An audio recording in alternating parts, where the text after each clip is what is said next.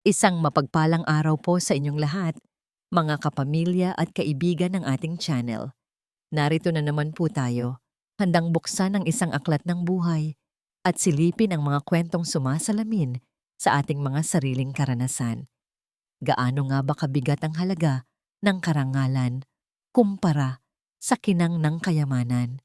At paano kung ang taong inaasahan mong magiging iyong kanlungan ang siya palang magiging dahilan ng iyong kalungkutan? Samahan ninyo akong tuklasin ang kwento ni Inay Liwayway, isang ina na ang tanging hangad ay pagmamahal, ngunit paghamak ang isinukli sa kakanya. Dama ni Liwayway ang panginginig ng kanyang mga kamay, habang mahigpit na hawak ang bayong na puno ng mga gulay at prutas na pinaghirapan niyang anihin mula sa kanyang munting hardin sa probinsya. Ang ingay ng Maynila ay tila isang malakas na agos na humahampas sa kanyang pandinig. Ang busina ng mga sasakyan, ang sigawan ng mga tao, ang tila walang katapusang pagmamadali ng lahat. Pagbaba niya ng bus, sinalubong siya ng mainit na hangin ng syudad, malayo sa preskong simoy ng hangin sa kanilang payapang bundok. Ngunit sa kabila ng pagod sa mahabang biyahe at ng bahagyang pagkalula sa bagong paligid, may isang kislap ng pag-asa sa kanyang mga mata. Sa wakas, makikita na niya ang kanyang kaisa-isang anak, si Angelo. Sa loob ng taxi, hindi niya mapigilang pagmasdan ang naglalakihang mga gusali na tila inaabot ang kalangitan. Lahat ay bago, lahat ay nakakamangha. Dito na ngayon nakatira ang kanyang Eloy, sa isang lugar na tinatawag na Villa Esmeralda, isang pangalan na kasing ganda at kasing mahal ng mga alahas na nakikita lang niya sa mga magasin. Nang huminto ang taxi sa harap ng isang malaking gate na binabantayan ng mga gwardiya, tila huminto rin ang paghinga ni Liwayway.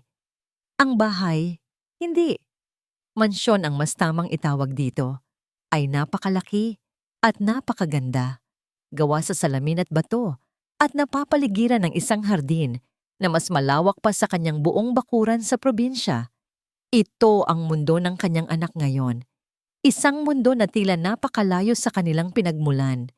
Isang babaeng nakaunipormeng puti ang nagbukas ng malaking pinto na gawa sa kahoy. Sa pagpasok ni Liwayway, agad siyang sinalubong ng nakakapanibagong lamig mula sa aircon. Napayakap siya sa sarili. Ang sahig ay kumikinang sa sobrang kintab at ang kisame ay napakataas na may nakasabit na isang dambuhalang chandelier. "Kayo po ba si Aling Liwayway?" Tanong ng isang boses na malamig at formal. Mula sa itaas ng engrandeng hagdanan, isang babae ang dahan-dahang bumababa. Balot ito sa isang magandang bestida. Perpekto ang pagkakaayos ng buhok at kolorete sa mukha. Siya si Mahalina, ang asawa ni Angelo. Ang kanyang ngiti ay perpekto, ngunit hindi ito umabot sa kanyang mga mata. "Ako nga, Hija," sagot ni Liwayway. Sinubukang ngumiti ng buong puso. "Ako na ang nanay ni Eloy. Maaari mo na akong tawaging Inay Liway." "Of course. Welcome to our home, Inay Liway," sabi ni Mahalina. Ang pagbigkas sa salitang inay ay tila may kakaibang diin. "Angelo told me you were coming." Hindi man lang ito lumapit upang magmano o yumakap. Nanatili itong nakatayo sa paanan ng hagdan. Tinitingnan siya mula ulo hanggang paa. Buong pagmamalaki namang iniabot ni Liwayway ang dala niyang bayong. "Nagdala ako ng mga pasalubong, sariwang pitas na talong, sitaw at mangga. Paborito ito ni Eloy." Tiningnan ni Mahalina ang bayong na may bahagyang pagkunot ng noo. Hindi niya ito hinawakan. Sa halip, lumingon ito at sumigaw. "Yaya, pakidala nga nito sa kusina at pakilinis na rin agad ang mga yan bago ilagay sa ref." Ang utos ay malinaw at malakas, sapat upang marinig ng buong kabahayan. Napahiya, dahan-dahang ibinaba ni Liwayway ang kanyang kamay. Ang nangiti sa kanyang labi ay unti-unting naglaho. Sakto namang dumating si Angelo mula sa garahe. Bihis opisina pa. "Inay!" sigaw nito. At sa wakas, naramdaman ni Liwayway ang isang pamilyar na yakap. Niyakap niya ng mahigpit ang kanyang anak, saglit na kinalimutan ang lamig na ipinaramdam sa kanya ng manugang. Eloy, anak ko, ang laki-laki mo na, naiiyak niyang sabi. Kamusta po ang biyahe, Nay? Pasensya na at na-late ako ng uwi. Traffic po kasi, sabi ni Angelo. Halatang pagod at medyo aligaga. Bumitaw ito sa yakap at tumingin sa asawa. Love, nabigyan mo na ba si inay ng maiinom? Oh, I was about to. Mabilis na sagot ni Mahalina. I was just telling Yaya to handle the vegetables. Ngunit sa halip na si Mahalina ang kumilos, si Angelo ang nagpunta sa kusina at kumuha ng isang basong tubig para sa ina. Ininom ito ni Liwayway ng may pasasalamat, ngunit may kirot sa kanyang puso. Bakit kailangang ang anak pa niya ang mag-asikaso sa kanya sa sarili nitong pamamahay? Halika po. Nay, ihahatid ko po kayo sa kwarto ninyo para makapagpahinga, sabi ni Mahalina, na muling ngumiti ng pilit. I prepared a room for you.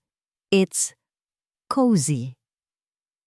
Sumunod si Liwayway, bitbit ang kanyang luma at nagkagasgas ng maleta.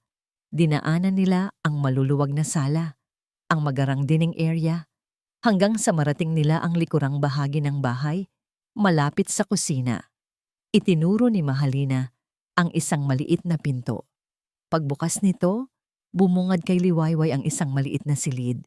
Sapat lang ang espasyo para sa isang maliit na kama, isang aparador, at wala na. Walang bintana, at rinig na rinig niya ang ingay mula sa kusina. Ito ang silid na karaniwang para sa mga katulong. Dito ka muna magpapahinga, inay, sabi ni Mahalina. Just call the yaya if you need anything. At pagkasabi niyon, tumalikod na ito at iniwan siyang mag-isa. Napaupo si Liwayway sa gilid ng kama. Nilibot niya ng tingin ang apat na sulok ng silid. Ito ba ang mainit na pagsalubong na inaasahan niya? Hinaplos niya ang kanyang dibdib kung saan naroon ang sulat mula sa doktor. Kailangan niyang maging malakas. Kailangan niyang magtiis. Ginagawa niya ito para sa kanyang kalusugan at para makasama ang kanyang anak. Nagsimula siyang mag-ayos ng kanyang mga gamit nang marinig niya ang mahinang boses ng mag-asawa mula sa labas ng pinto. Manipis lang ang dingding. Halina, please, be a little nicer. She's my mother. Pakiusap ni Angelo. Ang boses ay pagod. Nicer? I'm already doing my best, Eloy. Sagot ni Mahalina. Ang boses ay matalas at walang pasensya.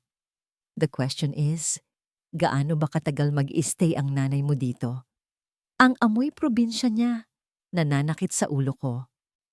Napatigil sa pag-aayos si Liwayway. Ang mga salitang iyon ay parang mga punyal na tumusok ng diretso sa kanyang puso. Ang pag-asang dala niya kanina ay biglang nabalot ng makapal na ulap ng kalungkutan.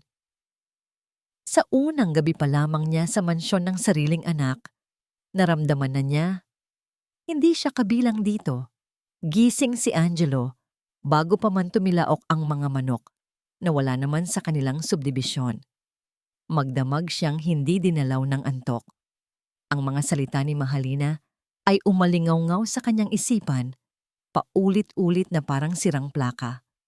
Ang amoy probinsya niya, nananakit sa ulo ko. Bawat salita ay isang dagok sa kanyang dibdib. Nakahiga siya sa malambot nilang kama, sa tabi ng asawang mahimbing na natutulog, ngunit ang pakiramdam niya ay nasa gitna siya ng isang digmaan kung saan siya mismo ang kalaban. Pagbangon niya, sinilip niya ang silid ng ina. Nakita niya itong tahimik na nagtitiklop ng mga damit. Ang likod nito ay bahagyang hukot na. Isang imahe ng kalungkutan at pagtitiis. Gusto niya itong lapitan, yakapin, at humingi ng tawad. Ngunit para saan? Sa sarili niyang kaduwagan? Pinili niyang maligo na lang, umaasang aanurin ng tubig ang bigat na kanyang nararamdaman. Pagbaba niya para mag-almusal, naabutan niya ang ina na nag-aalok ng tulong sa yaya sa kusina. Ngunit pinigilan ito ni Mahalina. Inay, please. Don't stress yourself. The maids can handle everything. Just sit there. Sabi nito, itinuturo ang isang silya sa gilid, malayo sa kanilang mamahaling breakfast nook. Umupo si Angelo sa hapagkainan, ngunit ang tinapay at kape ay tila walang lasa. Pinagmamasdan niya ang kanyang ina, nakaupo mag-isa sa sulok, at ang kanyang asawa na abala sa pagbabasa ng balita sa tablet nito na para bang walang ibang tao sa silid. Ito ang umaga sa Villa Esmeralda. Malamig, tahimik, at puno ng mga bagay na hindi masabi. Kinahapunan, dumating ang kapatid ni Mahalina na si Clara. Kung si Mahalina ay isang malamig na ambon, si Clara ay isang biglaang buhos ng graniso, mas prangka, mas sarkastiko at walang pakundangan. "Oh, hi there! You must be the mother!" Bati ni Clara kay Liwayway, ngunit ang ngiti nito ay mapanukso. Lumipat ito sa wikang Ingles. Alam na hindi ito maiintindihan ng matanda. "Mahalina told me you were here for a vacation. How are you finding the metropolitan ambience? Is it not a tad overwhelming for you?" Tumingin lang si Liwayway na may pagtataka. Sinubukang unawain ang mga sinasabi nito.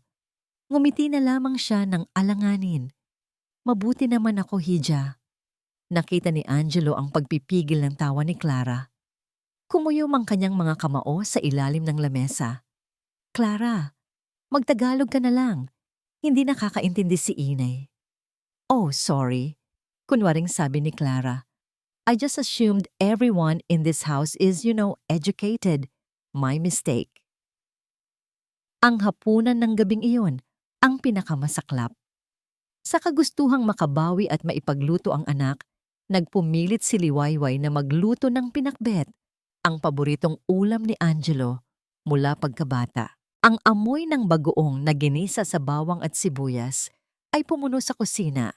Isang amoy na para kay Angelo ay amoy ng tahanan ng pagmamahal ng isang ina. Ngunit para kay Mahalina, ito ay isang mabahong amoy na sumisira sa imported na air freshener ng kanilang bahay. Nang maihain ang pagkain, umupo si Mahalina sa lamesa. Tiningnan ng ulam na may pandidiri at hindi ito ginalaw. Sa halip kinuha nito ang telepono. "I can't eat this. The smell is making me nauseous. I'll just order pizza." Parang sinampal si Angelo. Nakita niya ang pagbagsak ng balikat ng kanyang ina. Upang hindi na lumaki ang gulo, kumuha si Angelo ng kanin at ulam. "Masarap to, ne. Salamat po, napani," sabi niya. Pilit nang ngumingiti. Kumain siya, ngunit bawat subo ay tila may kasamang tinik na lumalagaris sa kanyang lalamunan. Si Clara naman ay panay ang puna. What's that green slimy thing? Okra? So gross."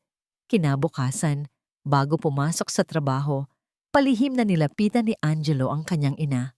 Dinukot niya ang ilang libong piso mula sa kanyang pitaka at iniabot ito. "Inay, heto po.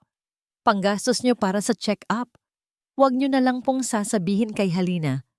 Alam niyo na, para wala ng gulo." Pabulong niyang sabi. Kinuha ni Liwayway ang pera. Nakita ni Angelo sa mga mata nito hindi lang pasasalamat, kundi awa. Awa para sa sarili nitong anak na kailangang magtago para lang makatulong sa sariling ina. Ang eksenang yon ay nagpaalala sa kanya ng isang bagay mula sa nakaraan. Habang nagmamaneho papunta sa opisina, biglang bumalik sa kanyang alaala ang araw ng kanyang pagtatapos sa kolehiyo. Naubusan sila ng pera para sa pambayad ng huling matrikula. Nakita niya kung paano palihim na isinangla ng kanyang ina ang nag-iisang gintong kwintas na pamana pa ng lola niya. Hindi ito nagreklamo. Nginitian lang siya nito at sinabing, "Para sa kinabukasan mo, anak, walang katumbas na halaga yan." Ipinagpag ni Angelo ang ulo. Pilit na iwinawaksi ang alaala. Ang bigat sa kanyang dibdib ay lalo pang tumindi. Nang gabing iyon, habang nagkakape sila sa sala, sinubukan ni Liwayway na maging kapaki-pakinabang. Kinuha niya ang baso ni Angelo upang dalhin sa lababo. Ngunit sa kanyang pagtayo, Bahagyang sumayad ang kanyang siko sa baso ng tubig na nasa mesita. Kaunting tubig lang ang natapon, ngunit tumalsik ito sa isang makintab at mamahaling handbag ni Mahalina na nakapatong sa katabing upuan. Parang bombang sumabog ang katahimikan. "Oh my God! My bag!" Sigaw ni Mahalina. Mabilis na dinampot ang bag at pinunasan ng tissue. "Are you blind? Look what you've done!" "Pasensya ka na, Hija. Hindi ko sinasadya." Nanginginig na, sabi ni Liwayway. Ngunit hindi nakinig si Mahalina. Tiningnan niya si Liwayway na may nag-aapoy na galit sa mga mata. "Hindi sinasadya. Alam mo ba kung magkano itong bag na to?" Huminto ito saglit, tila para mas lalong madiin ang susunod na sasabihin. "Alam mo ba na mas mahal pa ang bag na yan kaysa sa buong lupa niyo sa probinsya?" Natahimik ang buong sala. Ang mga salitang iyon, puno ng lason at paghamak, ay nanatiling nakalutang sa hangin. Napako si Angelo sa kanyang kinauupuan, nakatingin sa kanyang ina na dahan-dahang namutla. Ang mga mata ay nanlalaki sa sakit at kahihiyan. Matapos ang insidente sa bag, tila naging anino na lamang si Liwayway sa loob ng mansyon. Sinikap niyang huwag maging pabigat. Gumigising siya bago pa magising ang lahat at natutulog kapag patay na ang lahat ng ilaw. Kumakain siya sa kusina kasabay ng mga katulong at iniiwasan niyang magtagal sa sala kung saan naroroon si Mahalina. Ang bawat kilos niya ay maingat. Ang bawat hakbang ay tila pagtapak sa napakanipis na yelo. Ang sakit na dulot ng mga salita ni Mahalina ay nanatiling nakabara sa kanyang lalamunan. Isang pait na hindi niya malunok. Isang hapon, habang nag-aayos siya ng kanyang mga damit sa munting silid, narinig niya ang pag-aalboroto ni Mahalina mula sa master's bedroom sa itaas. Maya-maya pa, bumaba ito kasama si Clara na kararating lang. Ang mukha ni Mahalina ay gusot na gusot. "I can't believe it. It's gone!"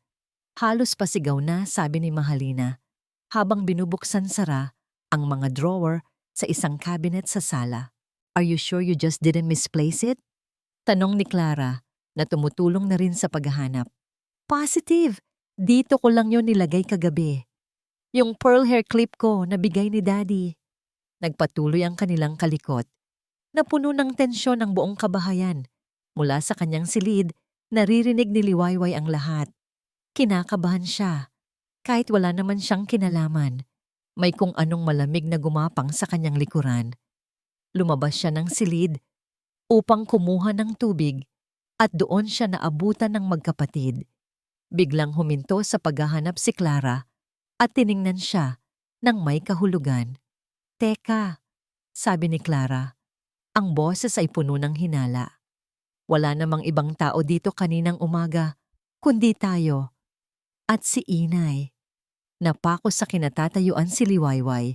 Lahat ng dugo sa kanyang katawan ay tila umakyat sa kanyang mukha. Tumingin si Mahalina sa kanya. Ang mga mata ay nanlilisik. "Inay." Simula nito, ang boses ay mapanuri.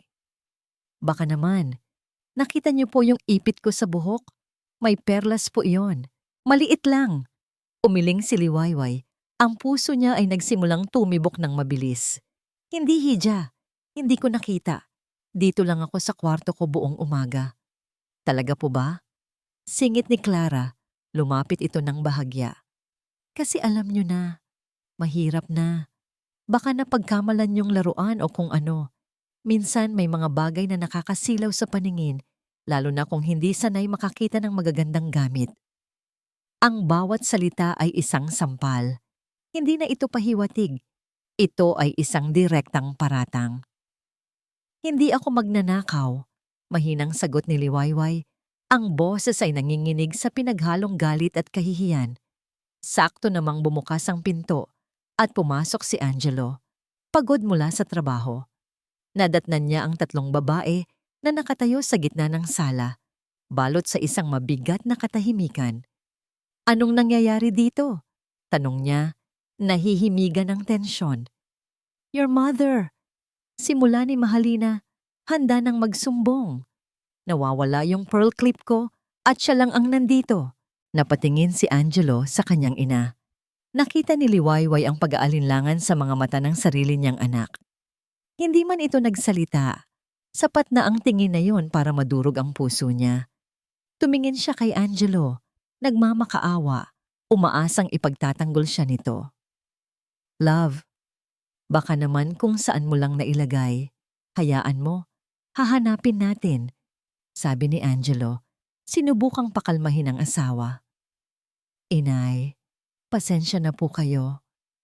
Ngunit sa halip na kumalma, lalong nag-init ang ulo ni Mahalina. So ako pa ang ginagawa mong sinungaling ngayon, Eloy? Ipagtatanggol mo pa yan?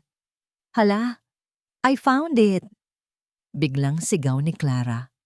Mula sa ilalim ng isang unan sa sofa, kinuha niya ang nawawalang ipit. Nahulog lang pala at natabunan. Silly me! It was here all along. Isang nakabibinging katahimikan ang sumunod. Walang humingi ng tawad. Walang nagsabing, pasensya na. Tumingin lang si Mahalina at Clara sa isa't isa. Tila naiinis pa dahil hindi na patunayan ang kanilang hinala.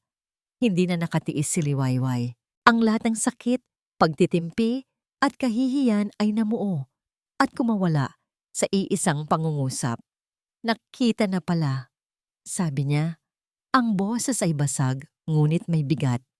Dahil sa kahihiyan at inis, hinarap siya ni Mahalina. So anong gusto mong palabasin? Na kami ang masama? Sigaw nito. Sa sobrang pagkapahiya, nawala na ito sa sarili. Alam mo, simula nang dumating ka, puro ka na lang gulo. Umalis ka na nga sa harap ko.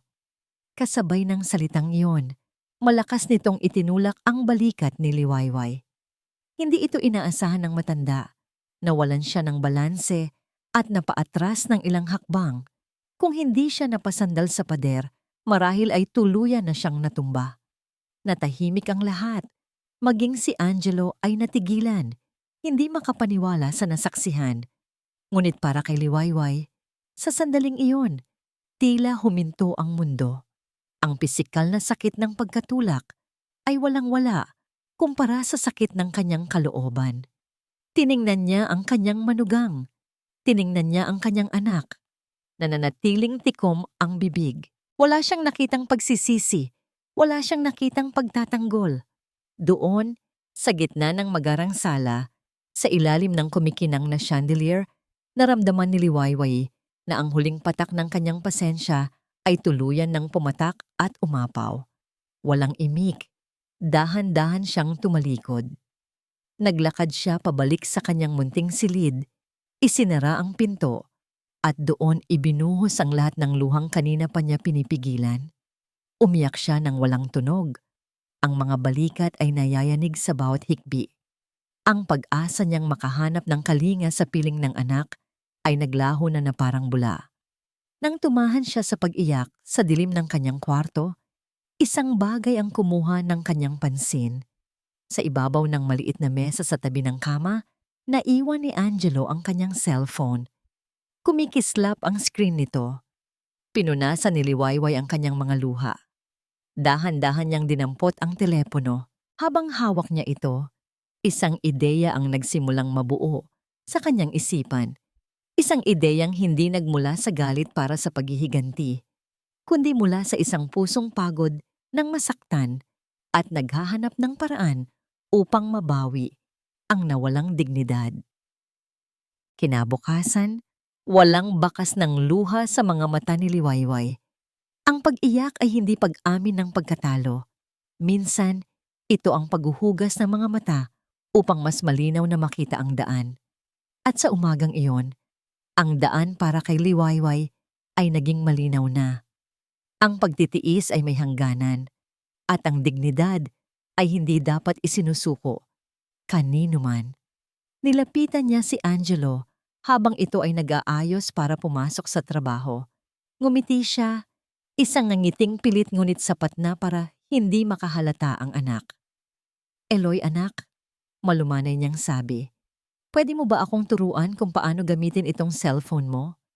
Gusto ko sanang subukang mag-video para maipadala ko sa mga tiya mo sa probinsya para makita naman nila kung gaano nakaganda ang buhay mo dito. Bahagyang natigilan si Angelo, tila nabigla sa hiling ng ina. Ngunit agad din itong napalitan ng isang pakiramdam ng ginhawa. Ito ay isang simpleng bagay na maaari niyang gawin para sa ina. Isang maliit na paraan para makabawi sa kanyang pagkukulang. Sige po, Inay. Madali lang po yan, sabi niya. At buong pasensya niyang itinuro kung paano buksan ang kamera, kung saan pipindutin para mag-record, at kung paano ito is-save. Si Liwayway ay nagkunwaring nahihirapan. Paulit-ulit na nagtatanong. Saan ulit yon, anak? Dito ba? Ay, pasensya na. Matanda na talaga si Inay. Mula sa pintuan ng kanilang silid, narinig sila ni Mahalina. Umirap ito. Seriously, Eloy, she can't even use a smartphone. How primitive. Pabulong nitong sabi, ngunit sapat na ang lakas para marinig ni Liwayway. Ang bawat salita ng pangmamaliit ay nagsilbing gatong sa determinasyon na nag-aalab na sa kanyang puso. Nang makaalis na si Angelo, sinimulan ni Liwayway ang kanyang plano. Kinailangan niyang maging matalino at maingat. Naghanda siya ng merienda, ginataang bilo-bilo, gamit ang mga sangkap na nakita niya sa pantry. Ito ay isa pa sa mga paborito ni Angelo. Alam niyang hindi ito kakainin ni Mahalina, ngunit hindi na iyon ang mahalaga. Inihain niya ito sa kusina at tinawag ang mga katulong.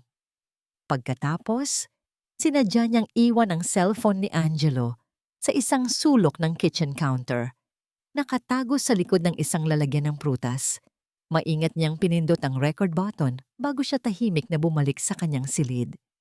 Mula sa siwang ng pinto, narinig niya ang pagdating ni Mahalina sa kusina. Yaya, what's that smell? Tanong nito.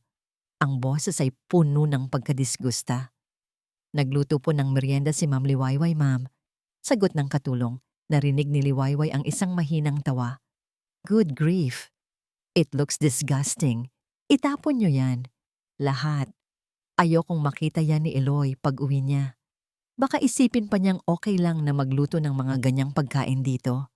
Kadiri. Baka kung anong bakterya pa makuha natin dito. Narinig niya ang pagbukas ng basurahan. Narinig niya ang tunog ng pagtapon sa pagkaing pinaghirapan niya. Nanatili siyang hindi kumikilos sa loob ng kanyang silid. Hinintay na umalis si Mahalina bago siya lumabas para kunin ang ebidensya. Kinahapunan, dumating si Clara. Ang dalawang magkapatid ay naupo sa sala, nag-uusap at nagtatawanan habang umiinom ng tsa. Ito na ang susunod na pagkakataon. Habang nagwawalis sa isang sulok ng sala, maingat na inilagay ni Liwayway ang cellphone sa pagitan ng mga libro sa isang estante. Ang maliit na lente ng kamera ay nakatutok ng diretso sa kanila. Pagkatapos ay nagpaalam siyang masama ang kanyang pakiramdam at magpapahinga muna sa kanyang silid. Good. Stay there. Narinig pa niyang sabi ni Mahalina bago niya isara ang pinto. Sa loob ng kanyang kwarto, dinikit niya ang tenga sa pader.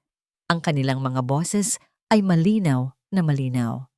So how's the provincial freeloader doing? Tanong ni Clara, na sinundan ng hagik-gik. Hay nako sis, she's a nightmare.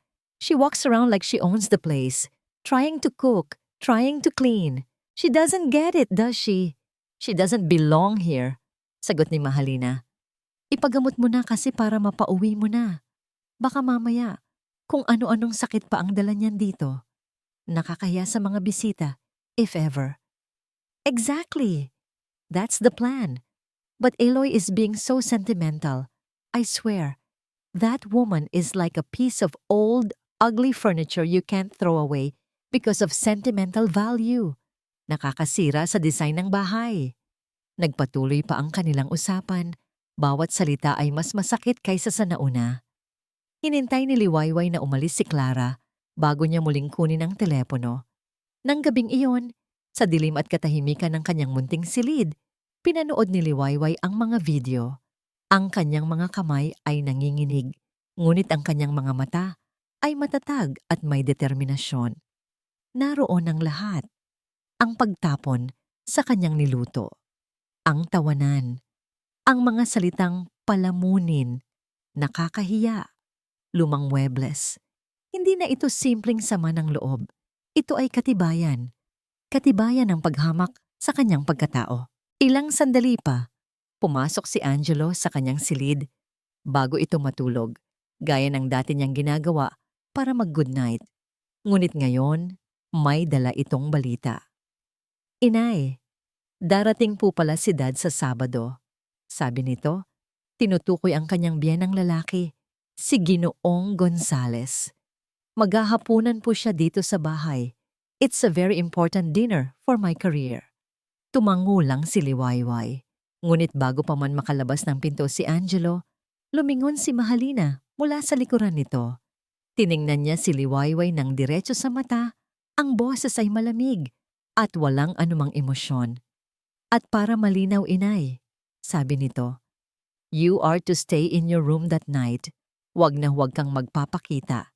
Naintindihan mo ba?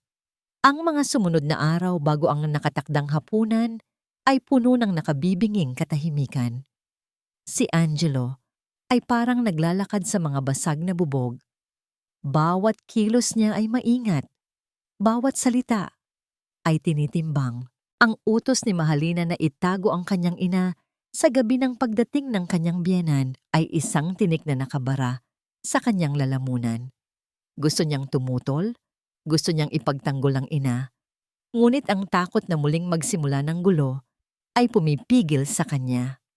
Isang gabi, habang abala si Mahalina sa pagpaplano ng perpektong menu para sa kanyang ama, nakatanggap si Angelo ng tawag mula sa kanyang pinsan sa probinsya. Siya ay umiiyak. Nanganganib itong hindi makapag-enroll sa kolehiyo dahil sa biglaang pagkakasakit ng ama nito. Kailangan nila ng pera at si Angelo ang tanging pag-asa nila. Pagkatapos ng tawag, naramdaman ni Angelo ang isang pamilyar na bigat sa kanyang dibdib. Ito ang kanyang pamilya. Hindi niya sila maaring talikuran. Nilapitan niya si Mahalina na nasa sala, abala sa pagtingin sa mga mamahaling kubyertos. Love, may problema lang. Panimula niya, ang boses ay maingat. Yung pinsan ko sa payapang bundok, kailangan nila ng tulong para sa pag-aaral niya. Naisip ko sana, kung okay lang sa'yo, kukuha tayo ng konti sa savings natin para maipadala sa kanila. Huminto si Mahalina sa ginagawa at tumingin sa kanya na para bang nababaliw siya. Are you out of your mind, Eloy? Malamig nitong tugon. Savings? Gagalawin mo ang savings natin para sa mga kamag-anak mong yon? Do you have any idea how much we're spending for Daddy's dinner? Pero Halina, emergency ito at ipon naman natin yon. Katwiran ni Angelo. Nararamdaman na ang pamilyar na pag-init ng kanyang ulo. Pera ko rin naman ang nandoon. Pinagtrabahuhan ko. Isang mapaklang tawa ang kumawala sa mga labi ni Mahalina. Isang tawang puno ng pangmamaliit. Ibinaba niya ang hawak na tinidor at hinarap ito ng buo. Pera mo? Ulit nito, ang bawat salita ay may diin. Eloy, gumising ka nga. Anong parte ng pinagtrabahuhan mo ang pinag-uusapan natin dito? Yung kakarampot na sweldo mo? Humakbang ito palapit sa kanya. Ang mga mata ay nanlilisik. Lahat ng meron ka. Itong bahay, yang maganda mong kotse, yang posisyon mo sa kumpanya, lahat yan dahil sa papa ko. Huwag mong kalimutan kung saan ka lulugar. Ang mga salitang iyon ay tumama kay Angelo na parang isang malakas na suntok sa sikmura. Ang perpektong larawan ng kanyang buhay, ang matagumpay na karera, ang magandang asawa, ang marangyang pamumuhay, ay biglang nagkalamat at nagkapira-piraso sa kanyang harapan. Ang lahat pala ay isang ilusyon, isang utang na loob na habang buhay niyang babayaran. Hindi siya nakapagsalita. Ang tanging nagawa niya ay tumitig sa asawa na ngayon ay tila isang estranghero sa kanyang paningin. Walang pagmamahal sa mga mata nito, tanging pagkontrol at pagmamataas. Hindi na niya kinaya. Kinuha niya ang susi ng kotse sa mesa at walang imik na tumalikod. "Saan ka pupunta? Hoy, Eloy! Kinakausap pa kita!" Sigaw ni Mahalina. Ngunit hindi siya lumingon. Nagpatuloy siya sa paglakad palabas ng pinto, palabas ng magarang bahay na para sa kanya ngayon ay isa ng ginintuang hawla. Nagmaneho siya ng walang patutunguhan hanggang sa napadpad siya sa isang maliit at lumang bar sa isang eskinita sa Quezon City. Umorder siya ng isang bote ng serbesa at naupo sa isang madilim na sulok. Ang ingay at tawanan sa paligid ay hindi tumagos sa pader ng pagkadismaya na nakapalibot sa kanya. Habang iniinom ang mapait na serbesa, biglang bumalik sa kanyang alaala ang isang pag-uusap nila ng kanyang ina. Ilang linggo bago ang kanyang kasal. "Anak, sigurado ka na ba kay Mahalina?" Tanong noon ni Liwayway. Ang boses ay puno ng pag-aalala. Ang pag-aasawa ay hindi paramihan ng pera o ari-arian. Ang tunay na yaman ay nasa pag-uunawaan at pagmamahalang walang sukatan. Noon, binaliwala niya ang mga salitang yon. Ang tingin niya ay isa lamang yung pag-aalala ng isang inang natatakot na mapalayo sa kanyang anak. Ngayon, ang mga salitang yon ay parang mga dagang nagngangat-ngat sa kanyang budhi. Nakikita pala ng kanyang ina ang hindi niya nakita, naramdaman ang hindi niya naramdaman. Napatungo si Angelo sa lamesa. Ipinatong ang noo sa kanyang mga kamay. Napuno ng pagsisisi ang kanyang puso. Ipinagpalit niya ang simpleng buhay na may dignidad para sa isang buhay na marangya ngunit walang kalayaan. At ang pinakamasakit sa lahat, hinayaan niyang masaktan ang nag-iisang tao na tunay na nagmamahal sa kanya. Samantala, sa Villa Esmeralda, narinig ni Liwayway ang buong pag-aaway. Ang sigawan, ang pagdabog ng pinto, ang tunog ng humaharurot na sasakyan. Hindi siya nagulat. Tila isa lamang itong kumpirmasyon sa mga hinala na matagal nang namumuo sa kanyang isipan. Naunawaan niya na ngayon kung bakit ganito na lamang katakot ang kanyang anak na suwayin ang asawa. Hindi ito simpleng pag-ibig o paggalang. Ito ay pagkakautang. Narinig niyang kinuha ni Mahalina ang telepono at may tinawagan. Base sa tono ng pananalita nito, alam niyang si Clara o ang ama nito ang nasa kabilang linya. Ito na ang pagkakataon. Dahan-dahan, kinuha ni Liwayway ang cellphone ni Angelo na sadya pa ring iniiwan nito sa kanyang silid tuwing gabi. Tahimik siyang lumabas at nagtungo sa direksyon ng sala. Mula sa isang siwang, nakita niya si Mahalina na palakad-lakad habang kausap ang ama. Sa ilalim ng isang mesita na may nakapatong na florera, maingat niyang inilagay ang telepono. Tiniyak niyang ang kamera ay nakatutok sa kinaroroonan ni Mahalina. May kutob siyang ang mga pag-uusap bago ang hapunan kasama si Ginoong Gonzales ang magiging susi sa lahat. Bumalik siya sa kanyang silid at sa dilim, pinindot niya ang record button. Isang maliit na pulang ilaw ang umilaw sa screen. Isang tahimik na saksi na naghihintay sa mga katotohanang malapit ng mabunyag. Ang araw ng Sabado ay dumating na may kasamang kakaibang bigat sa hangin. Para kay Liwayway, ito ay parang isang paghihintay sa pagbagsak ng isang hatol. Mula sa kanyang silid, naririnig niya ang abalang paghahanda, ang tunog ng mga kubyertos na inaayos, ang mga utos ni Mahalina sa mga katulong, ang amoy ng mga mamahaling pagkain na niluluto, mga bagay na nagpapaalala sa kanya na siya ay isang dayuhan, isang lihim na kailangang itago. Nang dumating ang gabi, ang buong bahay ay nagliwanag. Ang bawat ilaw ay nakasindi. Ang bawat sulok ay malinis at kumikinang. Siya ay binili na ng paulit-ulit. Huwag lalabas, huwag gagawa ng ingay. Para siyang isang bilanggo sa sariling kwarto, habang sa labas ay nagaganap ang isang piging para sa hari. Narinig niya ang pagdating ng isang magarang sasakyan. Narinig niya ang malakas At may awtoridad na boses ng kanyang balae. Si Ginoong Gonzales. Narinig niya ang masayang pagbati ni Mahalina at ang magalang na boses ni Angelo. Ang hapunan ay nagsimula na. Mula sa kanyang silid, ang tanging naririnig niya ay ang mahihinang kalansing ng mga plato at baso at ang mga formal na tawanan. Sinubukan niyang matulog, ngunit ang kanyang diwa ay gising na gising. Ang bawat minuto ay tila isang oras hanggang sa narinig niya ang kanyang pangalan. Siya nga pala. Nasaan ang ina ni Angelo? Tanong ng boses ni Ginoong Gonzales. Nabanggit sa akin ni Eloy na dumating siya mula sa probinsya. Napabangon si Liwayway. Itinapat niya ang kanyang tenga sa pinto. Pinipigil ang kanyang paghinga. Saglit na katahimikan ang namayani at pagkatapos ay narinig niya ang malambing at perpektong pagkukunwari sa boses ni Mahalina. Ay opo, Dad. Nandito po siya. Kaso po, medyo masama po ang pakiramdam niya dahil sa biyahe. Nagpapahinga po sa kanyang silid. Ayaw ko naman po siyang pilitin. Baka lalo pong sumama ang pakiramdam. Napasandal si Liwayway sa pader. Isang kasinungalingan na sinabi nang walang bahid ng pag-aalinlangan. Naramdaman niya ang unti-unting paglamig ng kanyang puso. Kahit ang kaunting pag-asa na baka may katiting na respeto pang natitira sa kanya, ang manugang ay tuluyan ng naglaho. Nagpatuloy ang hapunan hanggang sa narinig na niyang nagpaalam si Ginoong Gonzales. Narinig niya ang pag-andar ng sasakyan palayo.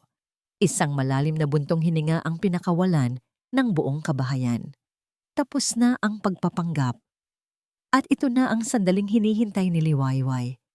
Alam niyang pagod si Mahalina. Ngunit alam din niyang tatawag ito kay Clara para ibalita ang naging tagumpay ng gabi. Narinig niya ang mga yabag nito papunta sa sala. Lumabas siya nang walang ingay mula sa kanyang silid at sinigurong nakatago pa rin ang cellphone sa ilalim ng mesita. Ang maliit na ilaw ng kamera ay patuloy na kumikislap sa dilim. Bumalik siya sa kanyang silid at muling nakinig. Gaya ng inaasahan, narinig niya ang pagring ng telepono at ang boses ni Mahalina. Hello sis, guess what? It was a success. Daddy loved everything. Masayang bati ni Mahalina. Super smooth ng lahat. Congrats! Sagot ng boses ni Clara mula sa speakerphone. Kumusta naman ang ating bisita? Nagpakita ba? Isang mapaklang tawa ang narinig ni Liwayway. Sira. Of course not. Nakakulong lang yon sa lungga niya the whole night. As planned. Buti naman. Teka, hindi ba siya hinanap ni Daddy? Actually, he did, sabi ni Mahalina. At dito na nagsimulang magbago ang tono ng kanyang boses. Mula sa pagiging masaya, ito ay naging puno ng inis at paghamak. Nakakainis nga eh. Kinailangan ko pang magsinungaling. Bakit ba kasi kailangan pa siyang tanungin? That old woman is such a pest. Isang malaking kahihiyan. Relax sis. At least hindi ka nabuking. Kahit na. Nakakabwisit isipin na yung nanay ng asawa ko, kailangan kong itago na parang isang maruming basura.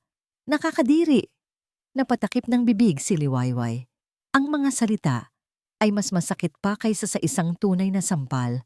Ngunit ang mga susunod na salita ni Mahalina ang tuluyang wumasak sa anumang natitira sa kanyang puso. Hey, I can't wait for her to leave.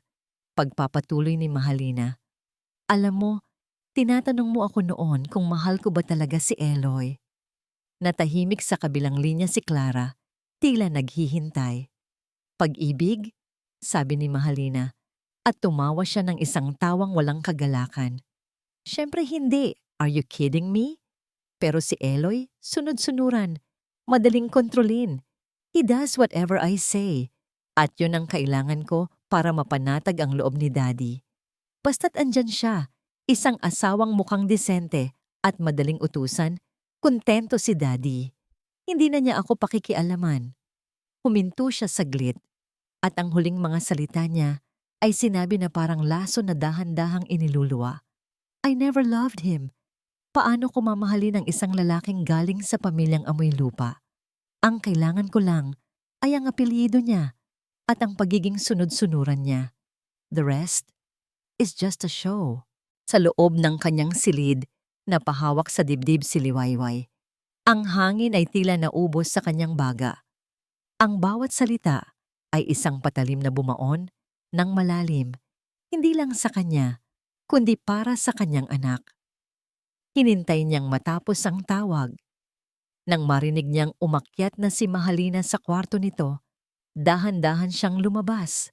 Nanginginig ang buong katawan niya. Kinuha niya ang cellphone mula sa pinagtataguan nito. Pagbalik sa kanyang silid, isinara niya ang pinto at naupo sa gilid ng kama. Pinindot niya ang play. Sa maliit na screen, pinanood niya ang mukha ng kanyang manugang. Nakita niya ang pagngiwi ng mga labi nito, ang pag-aalboroto, ang pagtawa. Narinig niya muli ang lahat ng masasakit na salita. Kailangan kong itago na parang isang maruming basura. Pag-ibig? Siyempre hindi. Paano ko mamahalin ang isang lalaking galing sa pamilyang amoy lupa? Isang luha ang pumatak mula sa kanyang mata at tumama sa screen ng telepono. Ginagawang malabo ang imahe ni Mahalina, ngunit ang mga salita nito ay nanatiling malinaw at matalas sa kanyang pandinig. Hindi ito iyak ng awa sa sarili. Ito ay iyak para sa kanyang anak. Ang kanyang Eloy na nagtatrabaho ng husto, sumusunod sa lahat ng utos at nagtitiis sa lahat ng paghamak para lamang sa isang pag-ibig na hindi kailanman naging totoo. Isang pag-ibig na isa palang malaking kasinungalingan. Pinunasan niya ang kanyang mga luha. Ang paninikip ng kanyang dibdib ay napalitan ng isang kakaibang kalinawan. Tapos na ang pagtitimpi. Tapos na ang pagiging biktima. Ang video na ito ay hindi na lamang para sa kanyang dignidad. Ito ay para sa katotohanan. Ito ay para sa pagpapalaya sa kanyang anak mula sa isang ginintuang hawla. Tiningnan niya ang video, ang sandata na nasa kanyang mga kamay. Alam na niya ang kanyang gagawin. Dahan-dahan, sa tulong ng mga natutunan niya mula kay Angelo, sinimulan niyang ilipat ang video file mula sa telepono ng anak papunta sa sarili niyang luma, ngunit gumaganang cellphone na dala niya mula sa probinsya. Ang proseso ay mabagal at nakakakaba, ngunit ang bawat segundo ng paghihintay ay nagpatibay lamang sa kanyang determinasyon. Nang matapos ang paglipat, tiningnan niya ito ng paulit-ulit sa sarili niyang telepono. Tinitiyak na ito ay buo at malinaw. Pagkatapos, buong ingat niyang binura ang orihinal na file mula sa cellphone ni Angelo. Binalik niya ito sa dating pwesto, tinitiyak na walang anumang bakas na magpapakitang may gumamit nito. Hawak na niya ang katotohanan. Isang katotohanang kayang magpabagsak ng isang pekeng kaharian. At sa katahimikan ng gabi, alam ni Liwayway na hindi na siya ang kawawang matandang taga-probinsya. Siya na ngayon ang may hawak ng kapangyarihan. Nang makaalis na ang kanyang biyenan, isang malaking buntong hininga ang pinakawalan ni Angelo. Pakiramdam niya ay nakahinga siya nang maluwag sa unang pagkakataon sa loob ng ilang araw. Naging perpekto ang hapunan. Naging masaya ang kanyang biyenan. Walang naging gulo. Ngunit habang paakyat siya sa hagdan kasunod ni Mahalina, isang malamig na pakiramdam ang gumapang sa kanyang dibdib. Ang kapayapaang naramdaman niya ay may kapalit, ang kapakanan at damdamin ng sarili niyang ina. Ang imahe ng ina na nag-iisa sa madilim na silid habang sila ay nagpipiesta sa labas ay hindi maalis sa kanyang isipan. Ang kasalanan ay parang isang asidong dahan-dahang tumutunaw sa kanyang puso. Magpapahinga na ako. I'm so tired, sabi ni Mahalina pagpasok nila sa kanilang silid tulugan. Para dito, tapos na ang gabi. Ngunit para kay Angelo, hindi pa. Susunod ako, love. Titingnan ko lang si inay. Mahina niyang paalam. Kumuha siya ng isang plato. Nilagyan ito ng pagkain mula sa mga natira sa hapunan. Mga pagkaing alam niyang hindi pa natitikman ng ina. At kumuha ng isang basong tubig. Dala ang tray. Marahan siyang kumatok sa pinto ng silid ni Liwayway. Pagbukas niya ng pinto, nakita niya ang ina na nakaupo sa gilid ng kama, nakatingin sa kawalan. Nang makita siya nito, isang maliit na kislap ng pag-asa ang sumilay sa mga mata nito. Para itong isang batang naghihintay sa pag-uwi ng kanyang magulang. Lalo siyang nakonsensya. Inay, nagdala po ako ng pagkain, sabi ni Angelo. Sinubukang pasiglahin ang boses. Hindi pa po kayo kumakain. Masasarap po itong mga ito. Inilapag niya ang tray sa maliit na mesa. Kinuha ni Liwayway ang tinidor at kutsara, ngunit hindi ito nagsimulang kumain.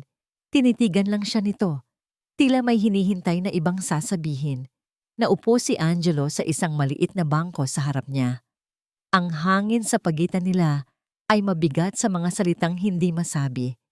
Sinimulan niya ang isang usapang alam niyang pareho nilang iniiwasan. Inay, pasensya na po kanina, panimula niya. Sa hapunan, alam ko pong hindi naging komportable para sa inyo. Isang tipid ng ngiti lang ang isinagot ni Liwayway. Nagpatuloy si Angelo, pinipili ang bawat salita. Gusto ko lang pong malaman ninyo na ginagawa ko ang lahat para maging maayos ang sitwasyon. Gusto kong maging komportable kayo. At si Halina, gusto kong maging maayos tayong lahat.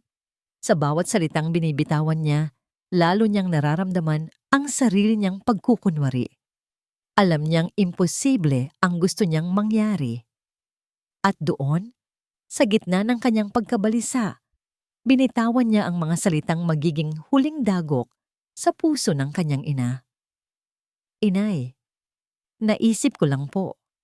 Sabi niya sa pinakamalumanay na paraan na kaya niya, baka mas makakabuti sa kalusugan niyo ang hangin sa probinsya. Dito po kasi sa Maynila, masyadong magulo, maingay at mausok. Doon po sa payapang bundok, payapa. Sariwa ang hangin. Sigurado pong mas mabilis kayong lalakas doon. Pinanood niya ang reaksyon ng ina. Ang kislap ng pag-asa sa mga mata nito kanina ay dahan-dahang namatay na parang isang kandilang hinipan ng malakas na hangin. Ang natira ay isang blangkong titig, isang pagtingin na tumagos sa kanya, puno ng isang kalaliman na hindi niya kayang sukatin, para siyang tinutunaw. Ngunit pagkatapos ng ilang sandali, isang kakaibang nangiti ang gumuhit sa mga labi ni Liwayway, isang nangiting mapagpaubaya, isang nangiting puno ng pagtanggap sa isang masakit na katotohanan. Tumingin ito sa kanya at sa unang pagkakataon, naramdaman ni Angelo na ang kanyang ina ay mas matanda at mas marunong kaysa sa inaakala niya. Naiintindihan ko, anak, sabi nito. Ang boses ay kalmado at walang bahid ng panunumbat. Huwag kang mag-alala. Uuwi na rin ako. Malapit na. Para kay Angelo, ang mga salitang yon ay isang kaligtasan. Parang nabunutan siya ng isang malaking tinik sa dibdib. Hindi ito nagalit. Hindi ito nanumbat. Inunawa siya nito. Naramdaman niya ang isang alon ng ginhawa na may kasamang matinding lungkot. Salamat po, Nay. Ang tanging nasabi niya. Sige po, kumain na po kayo. Magpahinga na rin po kayo. Tumayo siya at ginawaran ng halik sa noo ang ina.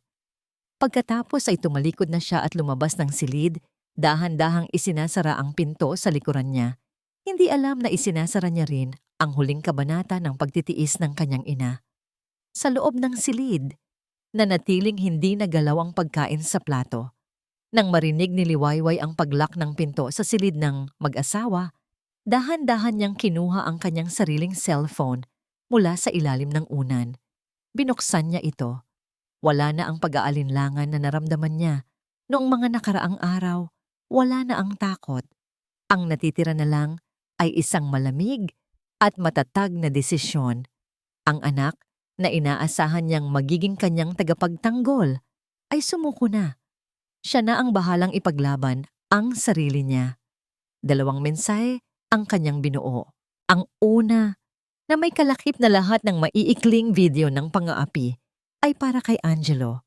Ang pangalawa, na naglalaman lamang ng pinakamasakit at pinakabistadong video, ang pag-amin ni Mahalina na hindi nito mahal ang kanyang anak, ay para sa isang numerong maingat niyang kinuhanan ng litrato mula sa telepono ni Mahalina ilang araw na ang nakalipas.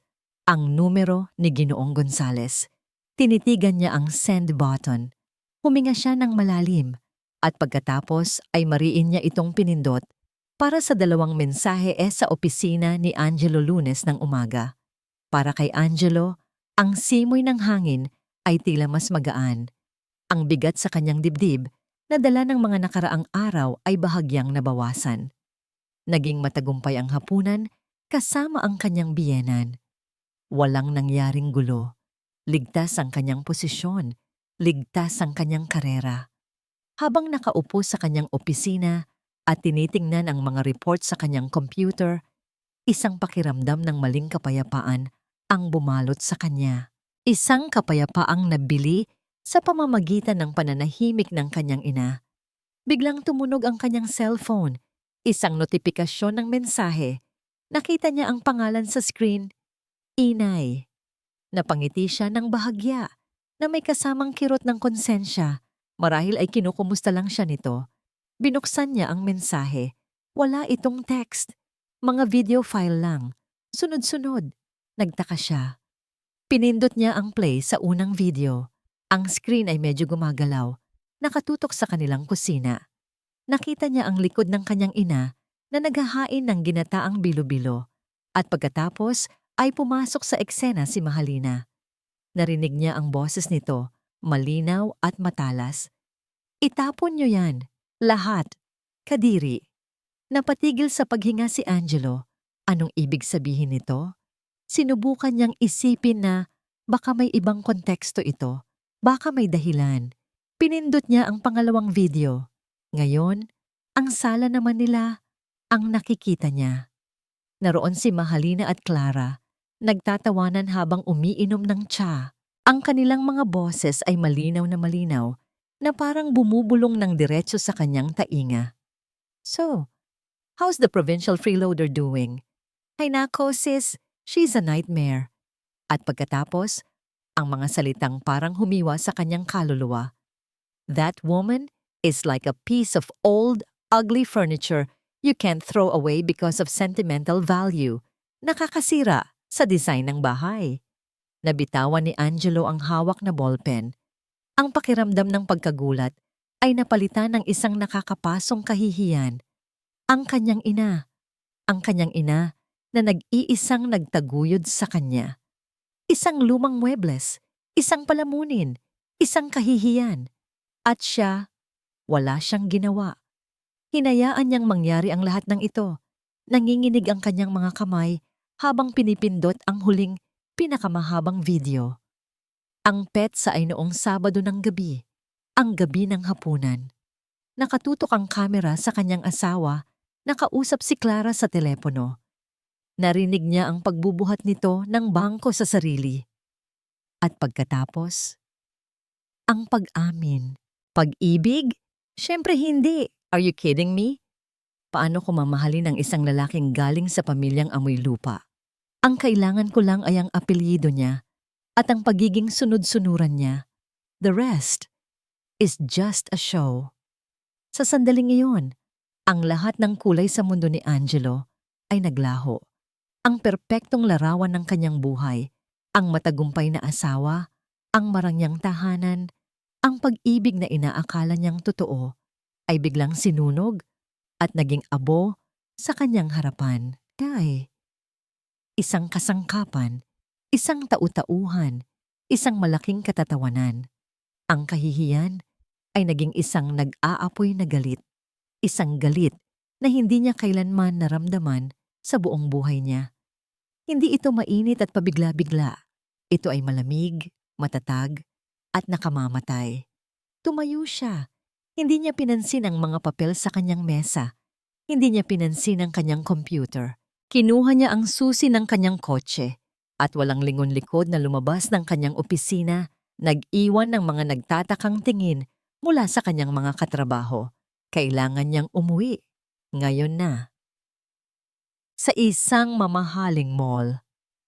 Habang si Angelo ay nilalamon ng galit, si Mahalina naman ay nasa alapaap. Matagumpay ang hapunan. Masaya ang kanyang ama. Ang lahat ay nasa ayos. Bilang gantimpala sa sarili, nagpunta siya sa kanyang paboritong mall para mamili ng bagong alahas. Habang tinitingnan ng isang kumikinang na kwintas, naramdaman niya ang pagiging makapangyarihan. Nasa palad niya ang lahat. Biglang nag-ring ang kanyang telepono. Nakita niya ang pangalan sa screen. Daddy. Napangiti siya. Marahil ay tatawag ito para muling purihin ang kanyang pagiging perpektong may bahay. Buong galak niyang sinagot ang tawag. Hi Dad! Good morning! Hindi na niya natapos ang kanyang sasabihin. Isang boses na parang kulog ang bumulwak mula sa kabilang linya. Isang boses na puno ng galit na hindi niya pa kailanman narinig mula sa kanyang ama. Anong kalokohan itong video na pinadala mo sa akin, Mahalina? Natigilan si Mahalina. Ang mga sales lady sa paligid ay napatingin sa kanya. Di Dad, anong video po? Nanginginig niyang tanong. Huwag kang magmaang-maangan sa akin. Akin. Sigaw ng ama. Narinig niya ang sarili niyang boses mula sa speaker sa kabilang linya. Pamilyang amoy lupa. At sunod-sunuran, nanlamig ang buong katawan ni Mahalina. Ang dugo ay tila umalis sa kanyang mukha. Paano? Sino? Saan galing ang video na yon? Buong buhay ko, iningatan ko ang pangalan ng pamilya natin. Itinuro ko sa iyo ang lahat, tungkol sa dangal at respeto, at ito ang igaganti mo. Ang bastusin ng ina ng iyong asawa at ipagkalat na ginagamit mo lang siya. Pinahiya mo ako. Pinahiya mo ang buong pamilya. Dad, wait. I can explain. Wala kang i-explain. Umuwi ka ngayon din. Tut, tut, tut. Nabitawan ni Mahalina ang kanyang telepono. Ang kumikinang na kwintas sa kanyang harapan ay nawalan ng kinang. Ang mga tingin ng tao sa paligid ay tila mga matutulis na karayom. Isang malamig na takot ang gumapang sa kanyang buong katawan. Hindi galit ni Angelo ang kinatatakutan niya. Ang galit ng kanyang ama, ang pinagmumulan ng kanyang kapangyarihan, ng kanyang yaman, ng lahat-lahat sa kanya. Iyon ang kanyang katapusan. Nanginginig, pinulot niya ang kanyang telepono. Walang pakialam sa mga pinamili. Tumakbo siya palabas ng tindahan, palabas ng mall, papunta sa parking lot. Kailangan niyang maunahan si Angelo. Kailangan niyang ayusin ang gulong ito bago pa man masira ang lahat. Ang Mercedes-Benz ni Mahalina at ang SUV ni Angelo ay parehong humaharurot sa magkaibang kalsada, ngunit patungo sa iisang lugar. Ang isa ay puno ng takot. Ang isa ay puno ng galit. Sabay silang dumating sa gate ng Villa Esmeralda. Ang gwardiya na nakaramdam ng tensyon ay mabilis na binuksan ang gate. Sabay nilang ipinarada ang kanilang mga sasakyan sa malawak na driveway. Sabay silang bumaba sa gitna ng perpektong hardin. Sa harap ng kanilang engranding tahanan, nagtama ang kanilang mga mata. Ang mukha ni Angelo ay isang maskara ng malamig na galit.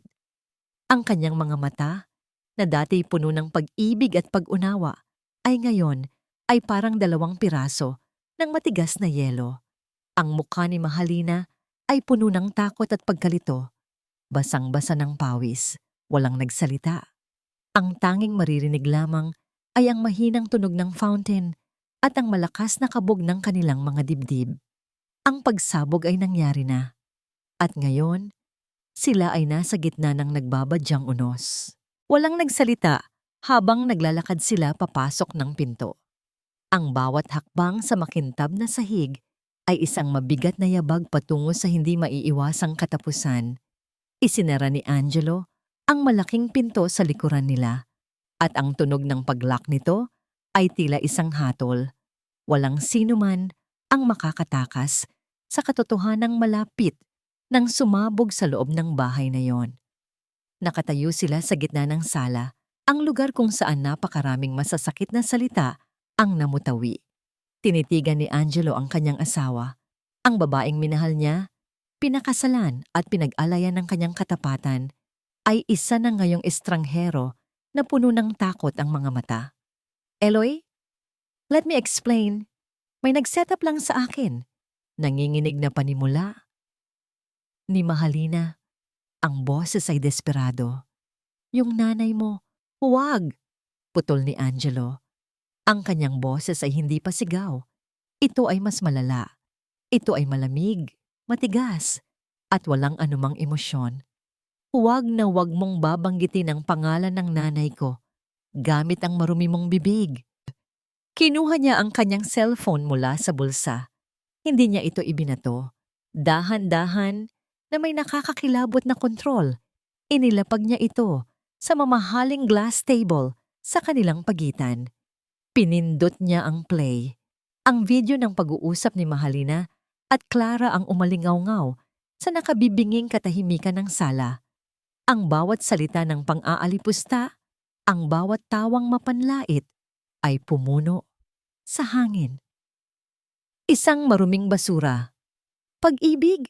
Siyempre hindi. Paano ko mamahalin ang isang lalaking galing sa pamilyang amoy lupa? Sa bawat salita, tila isang patalim ang humihiwa sa perpektong larawan ng kanilang pagsasama. Sinubukang patayin ni Mahalina ang video, ngunit hinawakan ni Angelo ang kanyang kamay nang may diin. Panoorin mo, mariin niyang sabi. Pakinggan mo ang sarili mo. Nang matapos ang video, ang tanging maririnig ay ang mabibigat nilang paghinga. Sisira lang yan, gawa-gawa lang yan. Sigaw ni Mahalina, ang pagtanggi ang una niyang naging sandata. Ang nanay mo ang may pakana nito. Nilason niya ang isip mo laban sa akin. Paanong mas paniniwalaan mo ang isang video kaysa sa asawa mo, Eloy? Sa wakas, sumabog ang lahat ng sakit at galit na kinimkim ni Angelo. Isang tawang mapait at puno ng sakit ang kumawala sa kanyang lalamunan. Asawa? Ulit niya. Ang asawa ko ba ang nagsabing isa siyang lumang muebles na nakakasira sa disenyo ng bahay? Ang asawa ko ba ang nagtapon sa niluto niyang pagkain? Ang asawa ko ba ang tumulak sa kanya at pinaratangang magnanakaw? Lumapit siya at sa unang pagkakataon, nakita ni Mahalina ang purong galit sa mga mata ni Angelo. Isang galit na kayang tumunaw sa lahat ng kasinungalingan. Be! Sigaw niya, ang boses ay umalingaw-ngaw sa buong kabahayan. Bay ba ang tawag sa katotohanan, Mahalina? O baka yan ang totoong ikaw na nabulag lang ako at hindi ko nakita? Lahat ng ginawa mo sa nanay ko, tiniis ko. Pinagtakpan kita. Sinabi ko sa sarili ko na baka pagod ka lang, baka stressed ka lang. Pero mali ako. Hindi ka pagod. Ganyan ka talaga. Mapagmataas, walang puso, at puno ng paghamak sa pinanggalingan ko. Hindi totoo yan. Mahal kita, Eloy. Humagulgol si Mahalina. Ngunit ang kanyang mga luha ay tila walang epekto. Mahal? Tanong ni Angelo, umiling-iling. Ang pagmamahal ba ay ang gawin akong isang sunod-sunurang tuta para lang sa tatay mo? Ang pagmamahal ba ay ang pagtawanan ang pamilyang pinagmulan ko? Tapos na ako sa mga kasinungalingan mo, Halina. Humakbang paatras si Mahalina, tila nasukol. Nakita niyang wala nang natitirang pag-ibig sa mga mata ng lalaking kaharap niya. Ang natitira na lang ay abo ng isang nasunog na pagsasama. Anong gagawin mo?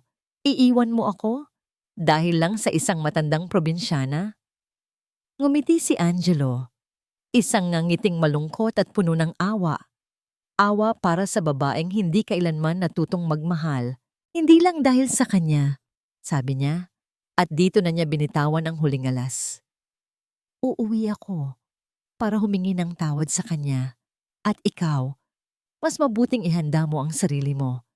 Anong ibig mong sabihin? Tinitigan siya ni Angelo ng diretso sa mata. Tumawag na ang papa mo. Napanood na rin niya ang video. Sa isang iglap, ang lahat ng tapang ni Mahalina ay naglaho. Ang pagbanggit sa kanyang ama ay ang huling pako sa kanyang kabaong.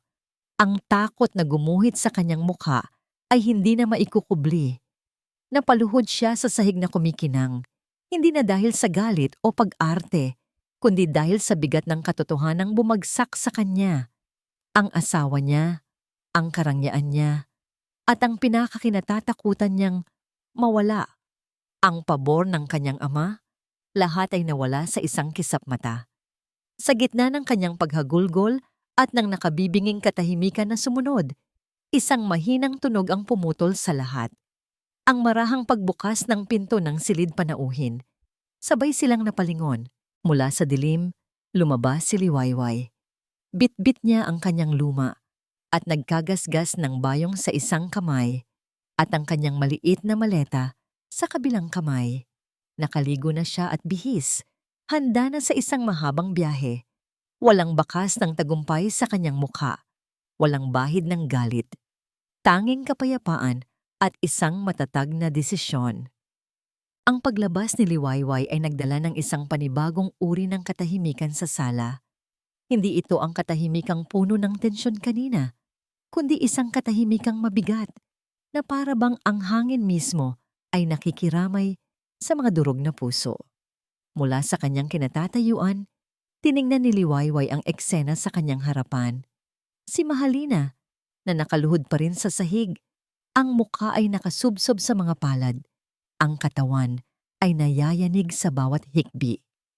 At si Angelo, ang kanyang anak, na nakatayo na parang isang estatwa. Ang mukha ay isang blangkong maskara ng sakit at pagkalito. Nakita niya ang mga piraso ng isang basag na pagsasama. Walang galit sa puso ni Liwayway.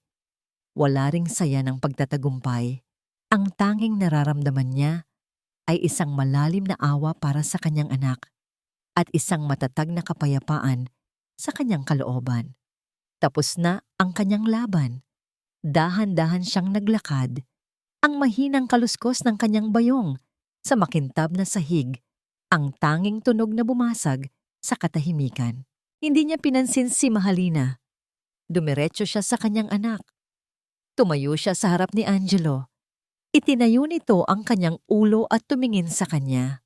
Sa mga mata nito, nakita ni Liwayway ang lahat. Ang pagsisisi, ang kahihiyan, ang nawawalang batang lalaki na naghahanap ng kanlungan sa kanyang ina. Ngunit hindi siya narito para maging kanlungan. Narito siya para magturo ng huling aral. Ang pinakamahalagang aral ng isang magulang ay ang malaman kung kailan dapat bumitaw. Mahinahon niyang sabi, ang boses ay malinaw at hindi nanginginig. Kayo na ang bahalang umayos sa gusot na ito. Problema ninyong mag-asawa ito. Inabot ni Angelo ang kanyang kamay. Nay, wag po kayong umalis. Patawarin niyo po ako, inay. Pagmamakaawa nito, ang boses ay basag at puno ng pagsusumamo. Ngumiti si Liwayway. Isang ngangiting malungkot, ngunit puno ng pagmamahal. Hinawakan niya ang pisngi ng anak. Ang balat nito ay basa sa mga luhang hindi nito namamalayang pumapatak na pala. Eloy, anak, sabi niya. At sa pagkakataong ito, may bahid ng higpit ang kanyang boses. Ang paghingi ng tawad ay hindi sapat kung hindi mo pa rin naiintindihan ang iyong pagkakamali. Hinayaan mong yurakan ng ibang tao ang nanay mo. Hinayaan mong kalimutan kung sino ka at kung saan ka nanggaling.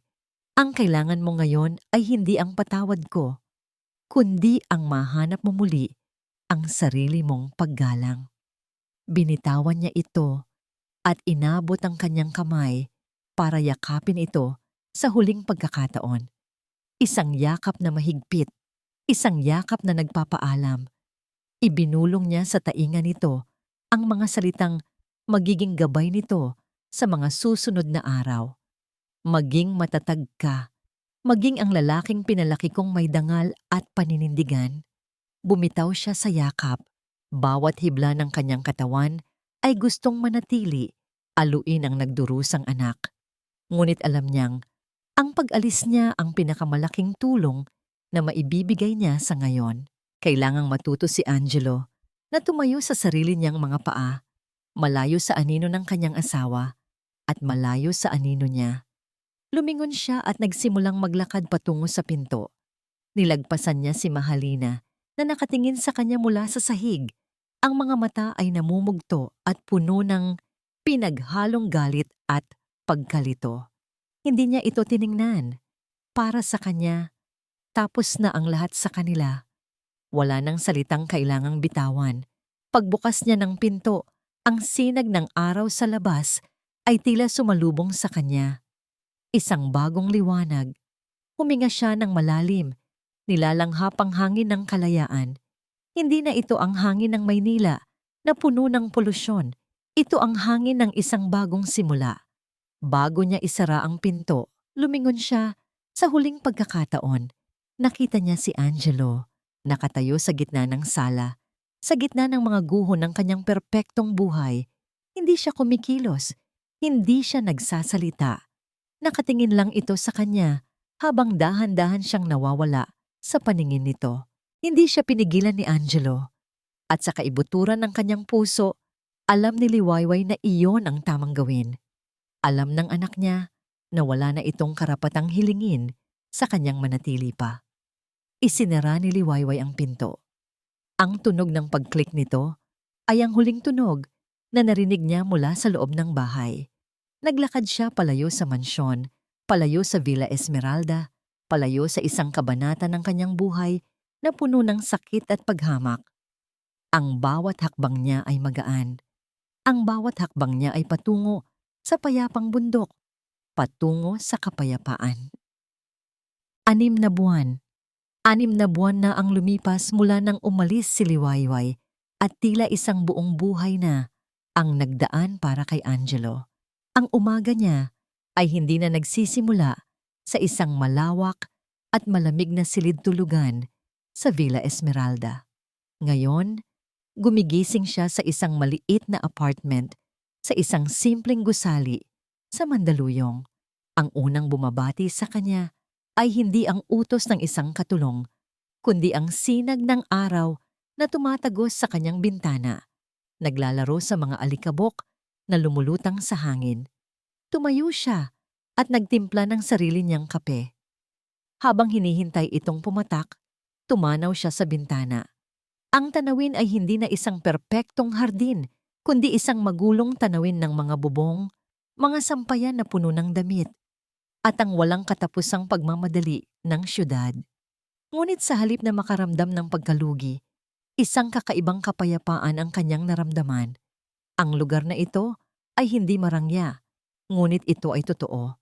At higit sa lahat, ito ay sa kanya. Pagkatapos ng araw na umalis ang kanyang ina, umalis na rin siya sa Villa Esmeralda. Iniwan niya ang lahat, ang kotse, ang mga mamahaling damit, ang buhay na ipinahiram lang sa kanya. Kinabukasan, nagsumite siya ng kanyang resignation letter sa kumpanya ni Ginoong Gonzales. Walang paliwanag, walang pakiusap. Isang malinis na pagputol. Nagsimula siyang muli mula sa pinakamababa. Ngayon, isa siyang junior project manager sa isang maliit na construction firm. Ang sahod ay mas maliit, ang trabaho ay mas mahirap, ngunit bawat sentimong kinikita niya ay may kasamang dignidad. Naupo siya sa kanyang maliit na lamesa, hawak ang mainit na tasa ng kape at kinuha ang kanyang telepono. Pinindot niya ang numerong kabisado na niya. Pagkatapos ng 2 ring, isang pamilyar na boses ang sumagot. "O Eloy, anak, napatawag ka." Isang ganang ngiti ang gumuhit sa mga labi ni Angelo. Isang ngiting totoo at hindi pilit. "Magandang umaga po, Nay. Kamusta po kayo dyan?" "Naku, mabuti naman anak. Heto, kadidilig ko lang ng mga tanim kong gulay. Ang gaganda na ng bunga ng mga sitaw ko." Masayang kwento ni Liwayway. Wala na ang bigat, wala na ang pait sa boses nito. Ang naririnig na lang niya ay ang sigla ng isang inang nakabalik na sa kanyang tahanan. "Talaga po? Ipagluto niyo po ako niyan pag-uwi ko. Biro ni Angelo. Abay syempre naman, ikaw pa ba? Kumain ka na ba ng almusal? Huwag mong papabayaan ang sarili mo dyan, ha? Opo. Nay, nagkape na po ako. Kayo po? Nagpatuloy ang kanilang usapan sa mga simpleng bagay. Ang panahon, ang mga bagong tanim, ang mga tsismis ng kapitbahay. Walang halong awkwardness, walang mga paksang iniiwasan. Ito ang mga pag-uusap na matagal niyang pinangarap. Ang simpleng ugnayan ng isang ina at isang anak na walang palamuti ng pera o pagkukunwari. Sige po, Nay. May pasok pa po ako. Tawag na lang po ulit ako mamayang gabi. Paalam ni Angelo. O siya, sige anak. Mag-iingat ka. Mahal ka ni Inay. Mahal ko rin po kayo. Sagot niya. At sa pagsabi noon, naramdaman niya ang isang init na matagal nang nawala sa kanyang puso. Pagkababa niya ng telepono, sakto namang tumunog muli ito. Ngunit sa pagkakataong ito, ibang pangalan ang lumitaw sa screen. Mahalina. Napabuntong hininga si Angelo. Sa unang ilang buwan, halos araw-araw itong tumatawag at nagte-text, nagmamakaawa, nanunumbat, nagbabanta. Ngayon, paminsan-minsan na lang na parang isang huling pagsubok kung may natitira pa ba siyang pakialam. Tinitigan niya ang pangalan sa screen. Walang galit, walang pag-ibig, tanging isang pagod na pakiramdam ng pagiging pinal. Dahan-dahan, pinindot niya ang pulang decline button. Ang pinto sa nakaraan ay matagal nang nakasara. Nagpasya siya. Matagal na rin mula noong huli niyang nakita ang ina. Panahon na para umuwi. Uuwi po ako dyan sa weekend. Nay. Text niya kay Liwayway.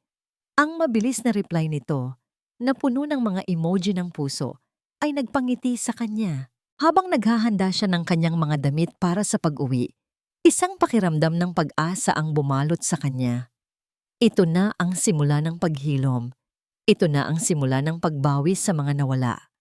Nang ilalabas na niya ang kanyang bag, may napansin siyang isang liham na isinuksok sa ilalim ng kanyang pinto. Isang puting sobre na may itsurang formal at opisyal. Nagtaka siya. Kinuha niya ito. Walang pangalan ng nagpadala. Ngunit sa itaas na kaliwang sulok, nakatatak ang isang pamilyar na pangalan at address. Gonzales and Associates Law Firm. Biglang nanlamig ang kanyang mga kamay. Ang kapayapaan at pag-asa na naramdaman niya kanina ay biglang nabalutan ng isang pamilyar na kaba. Dahan-dahan niyang binuksan ang sobre, hindi sigurado kung ano ang naghihintay sa kanya sa loob. Habang bumibiyahe ang bus palayo sa magulong syudad, unti-unting napapalitan ang tanawin sa bintana ni Angelo. Ang mga nagtataasang gusali ay naging mga simpleng kabahayan. Ang mga kalsadang puno ng sasakyan ay naging mga luntiang bukirin. Ang bawat kilometrong nilalakbay niya palayo sa Maynila ay 1 kilometrong paglapit sa kanyang sarili. Sa loob ng kanyang bag, ang liham mula sa mga abogado ng Gonzales ay tila isang mabigat na paalala ng nakaraan. Ngunit hindi na ito nakakapagdulot ng takot. Isa na lamang itong huling sinulid na kailangan niyang putulin. Pagbaba niya sa terminal ng payapang bundok, sinalubong siya ng sariwang hangin. Isang amoy na pamilyar at matagal na niyang hinahanap. Amoy ng mamasa-masang lupa, ng mga puno, at ng simpleng pamumuhay. Naglakad siya sa pamilyar na daan, patungo sa kanilang bahay, isang maliit na bahay na bato na napapaligiran ng mga halaman. Mula sa malayo, natanaw niya ang isang pamilyar na anyo. Ang kanyang ina, si Liwayway, ay nasa hardin. Nakasuot ito ng simpleng duster at salakot. Abala sa pag-aayos ng mga gumagapang na sitaw. Tumingala ito na para bang naramdaman ang kanyang pagdating nang magtama ang kanilang mga mata. Isang ngiti ang sumilay sa mga labi ni Liwayway. Isang ngiting puro at puno ng pagmamahal. Binitawan nito ang hawak na pandilig at mabilis na lumapit sa kanya. Walang salitang namutawi. Niyakap ni Angelo ang kanyang ina ng napakahigpit. Naramdaman niya ang pagiging payat nito Ngunit sa likod noon ay ang isang katatagang hindi matitibag. Naamoy niya ang pamilyar na amoy ng kanyang ina, amoy ng araw at lupa.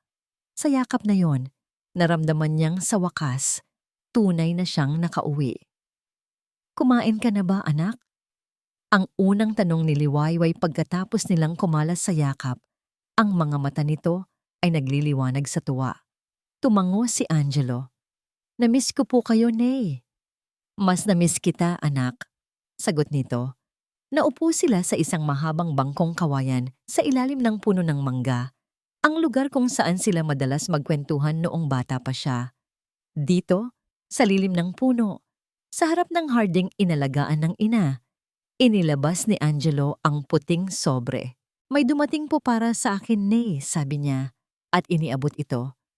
Tiningnan ito ni Liwayway, kinuha niya ang sulat at buong kalmadong binuksan.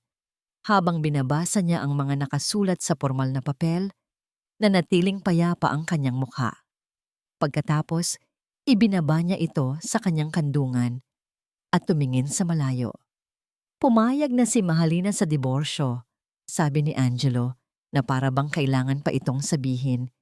"Walang anumang kondisyon. Tapos na ang lahat." Tumango si Liwayway at nagbuntong hininga. Isang buntong hininga hindi ng lungkot, kundi ng kapayapaan. "Mabuti naman kung ganoon." "Hindi po kayo galit sa kanya?" tanong ni Angelo. Umiling si Liwayway at marahang hinawakan ang kamay ng anak. "Anak, ang galit ay parang isang mainit na baga. Kung patuloy mo itong hahawakan, ikaw lang din ang mapapaso. Matagal ko nang binitawan ang bagang yon. Ang mahalaga sa akin ay ikaw." Tumingin siya sa mga mata ni Angelo. Ang kanyang tingin ay puno ng karunungan. "Noon, akala ko ang pagiging mabuting anak ay ang ibigay sa magulang ang lahat ng luho sa mundo." Malungkot na pag-amin ni Angelo. "Nagkamali ako. Ang pagiging mabuting anak ay hindi lang pagsunod ng walang tanong." Paliwanag ni Liwayway. Ang boses ay malumanay. "Minsan, ang pagiging mabuting anak ay ang pagkakaroon ng lakas ng loob na ipaglaban ng tama. Kahit gaano pa ito kahirap. Hindi mo kailangang ipagtanggol ako sa lahat ng oras, Angelo. Ang kailangan mong ipagtanggol ay ang dignidad, ang sa akin, at lalo na ang sayo." Sa sandaling iyon, ang huling piraso ng bigat sa puso ni Angelo ay tuluyan ng naglaho. Sa wakas, naunawaan na niya ang lahat. Ang tunay na yaman ay hindi ang mansyon sa Villa Esmeralda, o ang magarang kotse, o ang mataas na posisyon. Ang tunay na yaman ay ang pagmamahal na walang hinihinging kapalit. Ang tunay na yaman ay ang kapayapaan ng kalooban. Ang tunay na yaman ay ang umupo sa tabi ng iyong ina, sa ilalim ng puno ng mangga, habang papalubog ang araw. Sabay nilang pinanood ang dapit hapon. Ang ginintuang sinag ng araw ay dahan-dahang nagpaalam, nag-iiwan ng mga kulay kahel at lila sa kalangitan. Ito ay isang paalam sa isang mahirap na kabanata ng kanilang buhay at isang pangako ng isang panibagong umaga na puno ng pag-asa. At dito po nagtatapos ang makulay na paglalakbay sa kwento ni Inay Liwayway at ng kanyang anak na si Angelo. Mula sa kaibuturan ng aking puso, maraming salamat po sa inyong walang sawang pagsama at pagsubaybay sa bawat kabanata ng kanilang buhay. Ang pagsulat ng kwentong ito ay isa ring paglalakbay para sa akin.